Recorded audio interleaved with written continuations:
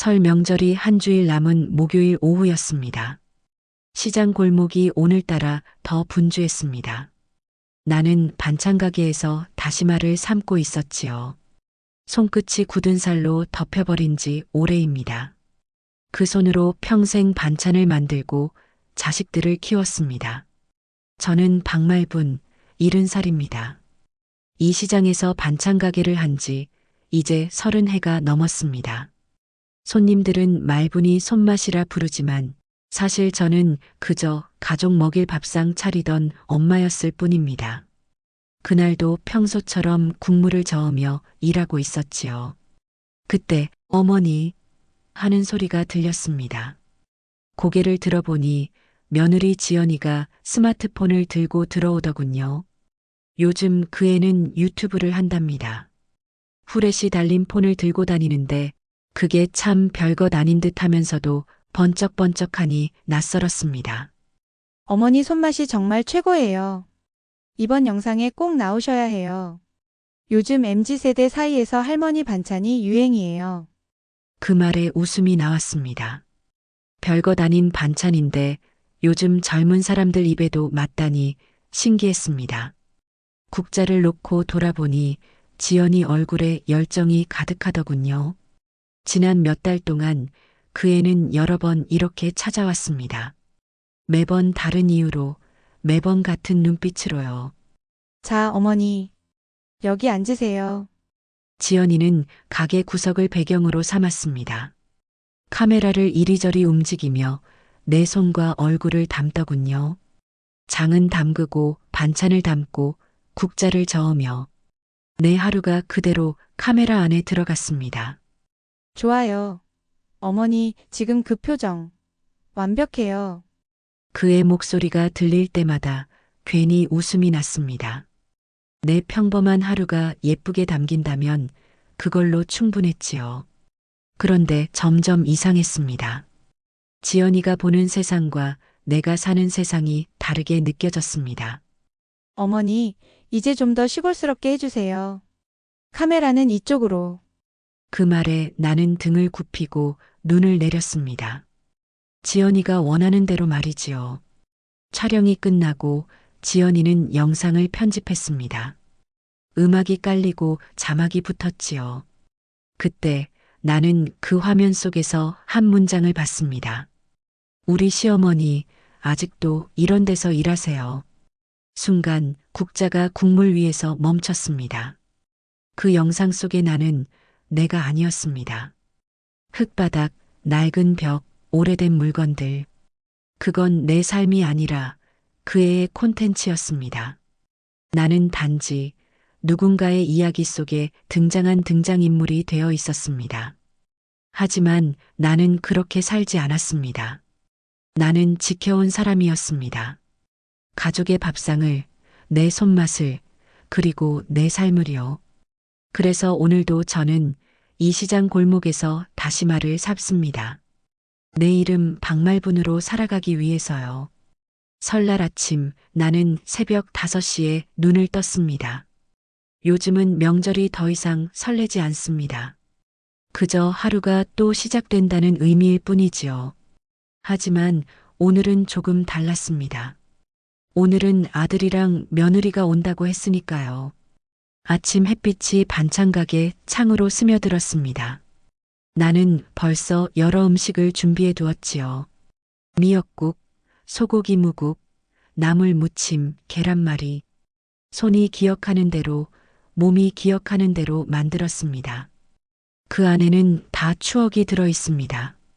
아들이 어릴 적 좋아하던 맛, 며느리가 첫 명절에 조심스레 말하던 반찬, 손주가 오면 흘리며 먹던 밥자국까지요. 정오쯤 되었을까 검은 승용차 한 대가 골목에 섰습니다. 아들이 먼저 내리고 며느리가 뒤따라 내렸습니다. 손주는 보이지 않았습니다. 어머니, 새해 복 많이 받으세요. 그 인사에 나는 미소를 지었습니다. 문을 열었더니 준비한 밥상이 그대로 보였지요. 그런데 두 사람의 발걸음이 가벼웠습니다.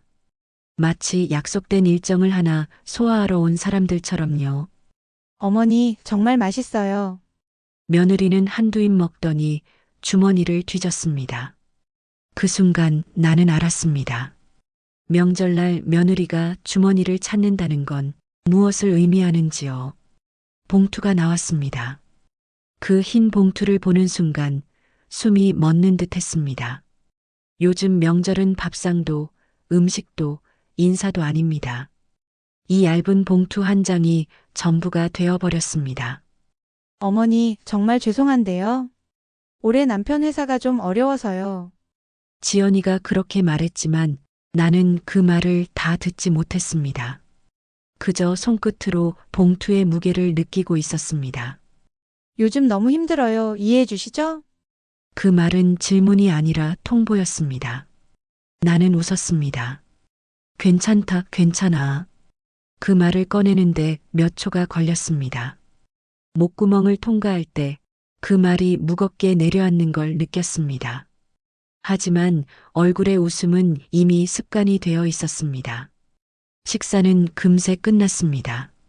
아들은 일이 있다며 며느리는 자기 엄마 댁에도 가야 한다며 시계를 계속 봤습니다. 한두 시간. 그게 명절의 전부였습니다.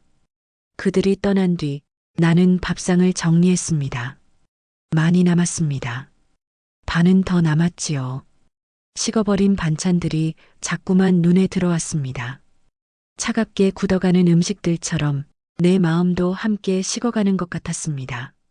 저녁이 되어 나는 시장 뒷골목으로 걸어갔습니다. 골목은 조용했습니다. 대부분의 가게가 문을 닫았고 내 발소리만 골목에 울렸습니다. 낡은 벤치 앞에 앉았습니다. 주머니에서 봉투를 꺼냈습니다. 손가락으로 어머니라 적힌 글씨를 천천히 더듬었습니다. 봉투를 열었습니다. 지폐가 셋이었습니다. 10,000원짜리 3장. 30,000원. 나는 그 돈을 한참 바라봤습니다. 움직이지도 못한 채 그저 바라봤습니다. 그 순간 깨달았습니다. 내 손이 세고 있던 건 돈이 아니라 내가 살아온 세월의 무게였습니다. 남편과 함께했던 50년 아이 넷을 키우며 밥을 해왔던 시간, 시장에 나가 반찬을 팔던 세월. 그 모든 것의 무게가 지금 이 3장으로 줄어든 것 같았습니다. 한숨이 나왔습니다. 가슴 밑바닥에서부터 올라오는 길고 깊은 한숨이었습니다. 시장 뒷골목은 더욱 어두워졌습니다. 불도 꺼지고 남은 건 음식 냄새뿐이었습니다. 마늘 냄새, 고추 냄새, 생선 냄새. 그 냄새들이 내 인생의 냄새 같았습니다. 눈물이 고였습니다. 하지만 울지 않았습니다. 그저 눈가에 맺힌 채로 두었습니다. 그것도 내 삶의 일부가 되어야 할 것 같았으니까요. 봉투를 다시 주머니에 넣었습니다. 힘들어도 이해해 주시죠? 그 말이 계속 떠올랐습니다. 그 말은 세월이 되어 내 안에 쌓이는 것 같았습니다. 말이 아니라 무게였습니다. 점점 더 무거워지는 관계의 무게. 하늘은 까맣게 물들었습니다. 명절의 하늘도 평일의 하늘도 다를 게 없었습니다. 위에는 별이 있었지만 내 발 밑에는 오직 어둠뿐이었습니다. 나는 천천히 일어섰습니다. 몸이 무겁더군요. 나이 탓일까요? 마음 탓일까요? 이젠 그 구분조차 중요하지 않았습니다. 모든 게 같은 무게로 나를 누르고 있었으니까요. 가게로 돌아가는 길, 나는 한 번도 뒤를 돌아보지 않았습니다. 남겨진 벤치도, 식은 음식도, 명절의 밤하늘도 그저 앞으로만 걸었습니다. 앞으로 가는 것만이 유일한 선택처럼 느껴졌습니다. 밤은 길었습니다. 그리고 내일도 모레도 아마 똑같이 이어지겠지요. 관계가 가벼워질수록 그 관계를 버티는 마음은 점점 더 무거워진다는 걸 그날 밤에야 비로소 알았습니다. 침대 위에서 나는 다시 봉투를 꺼냈습니다. 그리고 한 장씩 세었습니다.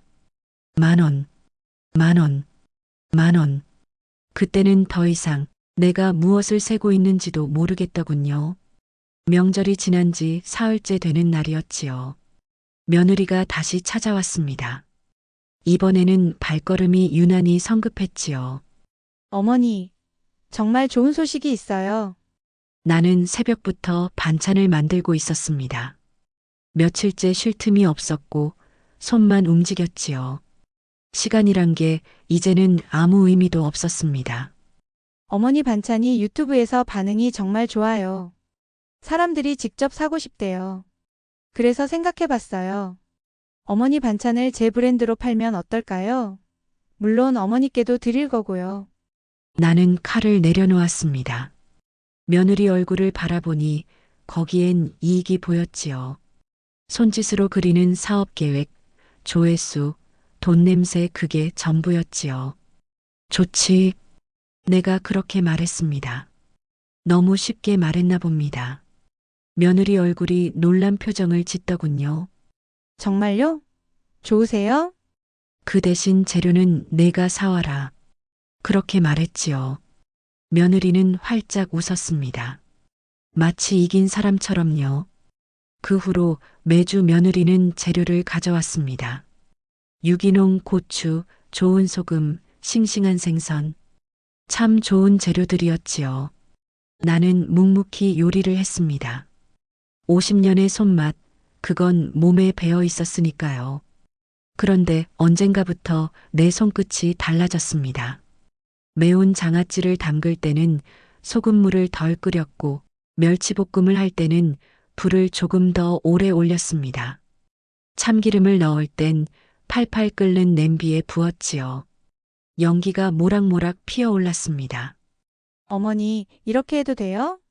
며느리가 묻길래 나는 웃으며 말했지요. 좋아. 이게 내 방식이야. 그 말은 거짓이 아니었습니다. 진짜 내 방식이었지요. 참아온 것들을 담그고 삼킨 서름들을 볶아낸 내 방식이었습니다.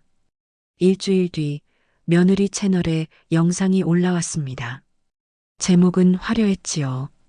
시어머니 전통 반찬 수십 년의 손맛을 담다. 조회수는 빠르게 올라갔고 댓글도 쏟아졌습니다. 와, 진짜 정성 가득. 시어머니 손맛 최고. 그런 말들이 이어졌지요. 그런데 이틀쯤 지나자 달라졌습니다. 너무 짜요.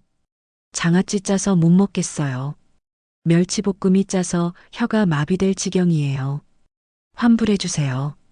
결국 며느리가 또 찾아왔습니다. 이번엔 카메라도 없이 빈손으로요. 얼굴에는 분노가 가득했습니다. 어머니, 왜 이런 거예요? 일부러 그러신 거죠? 나는 반찬을 담던 손을 멈추지 않았습니다. 짜다고? 천천히 돌아서서 며느리를 바라봤습니다. 그리고 말했지요. 그게 내 인생 맛이지. 그걸 내가 달게 팔 수 있겠니? 그 말이 입 밖으로 나왔을 때 내 가슴 속에 묵혀둔 게 터져 나오는 것 같았습니다. 명절에 받은 3만 원, 시장 골목 벤치에서 세던 그 돈, 카메라 앞에서 시골스럽게 해보라던 말. 그게 다 내 인생의 짠맛이었지요. 내가 반을 받겠다고 했나? 내가 돈 달라 했나? 그냥 해달래서 해준 거야. 자부심 있는 사람으로서, 엄마로서, 며느리 얼굴이 하얗게 질렸습니다. 처음으로 나를 사람으로 본 듯 했지요. 요즘 효도라는 게 뭐냐? 어머니를 카메라에 담아 밥벌이 하는 거냐? 명절에 3만 원 주고 이해하라 하는 게 그게 효도냐? 내 목소리가 떨렸습니다. 하지만 눈은 며느리를 똑바로 바라보고 있었지요. 우리 시어머니 시골스럽다고 자막 달고 우리 시어머니 아직도 일하신다고 웃고 그 손맛을 팔아 돈을 벌겠다고? 그게 효도냐? 나는 앞치마를 풀고 의자에 앉았습니다. 50년을 서서 일한 다리가 처음으로 쉬고 싶었지요. 넌 나를 엄마로 본 게 아니라 콘텐츠로 봤구나. 좋다. 그럼 내가 어떤 사람인지, 어떤 인생을 살았는지 그 맛을 내가 직접 보게 해줄게. 며느리는 울었습니다. 하지만 나는 그 눈물을 보지 않았습니다. 아니, 더 이상 보고 싶지 않았지요. 가게 안은 조용했습니다. 짠 장아찌, 타들어간 멸치볶음. 그 안에는 내 인생이 담겨 있었습니다. 그 맛은 상품이 아니었습니다. 팔 수 없는 맛, 삼켜야만 하는 인생의 맛이었지요. 그게 내 복수였고 내 진심이었습니다. 그 장면은 누군가의 휴대폰에 찍혔습니다. 가게 한 구석, 내가 앞치마를 풀던 그 순간 며느리는 고개를 떨구고 울고 있었습니다. 영상은 겨우 30초 남짓이었지요. 하지만 그 짧은 30초 안에 내 인생이 다 들어 있었습니다. 내 인생 맛이지. 그걸 내가 달게 팔 수 있겠니? 그 말은 내 입에서 나왔습니다. 절망과 단호함이 섞인 목소리였지요. 수십 년 동안 참고 삼킨 마음이 그날 마침내 흘러나온 겁니다. 그 동영상은 금세 인터넷에 퍼졌습니다. 유튜버 며느리의 시어머니 착취 사건, 그렇게 이름 붙여졌습니다. 사람들은 처음엔 무심했지만 다음날 세상이 뒤집혔습니다.